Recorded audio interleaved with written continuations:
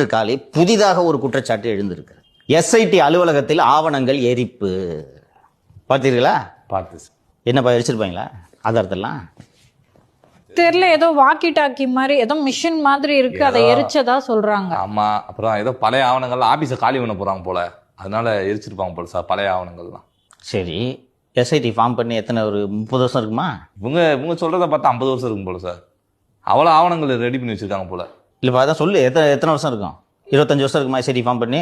ஒரு வாரம் 2 வாரம் தான் இருக்கும். அதுக்குள்ளே எப்படி பழைய ஆவணம் வரும்? இங்கே பாரு, எல்லா ஆஃபீஸ்லேயும் வேஸ்ட் வரும், ரைட்டா? இப்போ நம்ம ஆஃபீஸில் பிரிண்ட் அவுட் இருக்கும்போது தப்பாகுதா? மாற்றி எடுக்கிறோமா? வேஸ்டேஜ் இருக்கும். அது எது கொளுத்துறீங்க? அது இப்போ கொளுத்த வேண்டிய அவசியம் எப்போவுமே கொடுக்க வேண்டிய அவசியம் இல்லை. கிழிச்சு அப்படியே குப்பையில் போட்டு போங்க. சிபிஐ வந்து அந்த குப்பையை சேகரித்து கூட இதை பார்த்து எடுத்துக்கிட்டோம். நீங்கள் அதை அழிக்கணும்னு நினைக்கிறதுக்கான நோக்கம் என்ன?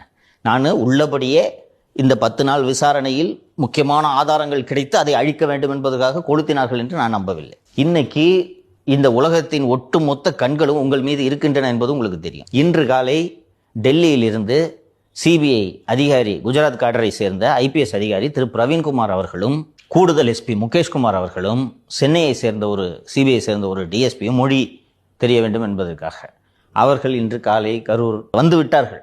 இன்று அதிகாலையிலே வந்து விட்டார்கள். அவர்கள் வருகிறார்கள் என்று தெரியுமே. இன்னைக்கு ஏன்பா கொளுத்துறீங்க? வாசல தான் கேமரா போட்டு உட்காந்துருக்காங்களே, கொளுத்தலாமா? இதுவும் ஒரு இம்பாக்ட் ஆகும்ல சார் மக்கள் மத்தியில். இதை எந்த லெவலுக்கு போயிட்டாங்க பாருங்க நம்மளுக்கு மீடியா. அங்கே அந்த கொளுத்திய இடத்தில் ஒரு பென் டிரைவ் கிடைத்தது. 30 GB. பிராண்டு போட்டிருக்காங்களா? சாண்டிஸ்கா என்ன பிராண்டுன்னு? ஸோ இப்போ நான் நம்பல அதை. சரியா, முக்கியமான ஆதாரங்கள் அப்படிலாம் நீ வந்து ஒரு கமிஷன் ஆஃப் என்கொயரி இதில் ஸ்பெஷல் இன்வெஸ்டிகேஷன் டீமில் அப்படிலாம் பண்ண முடியாது. அண்ட் ஃபர்தர் அஸ்ராகருக்கு இந்த மாதிரிலாம் போய் ஒரு அமெச்சூர் விஷயம் இந்த மாதிரி வேலையெல்லாம் செய்யக்கூடிய நபர் கிடையாது அவர். சரியா? ஆனால் செய்தி இப்படி தானே போகும். ஏன் இப்படி நடந்து கொள்கிறீர்கள்?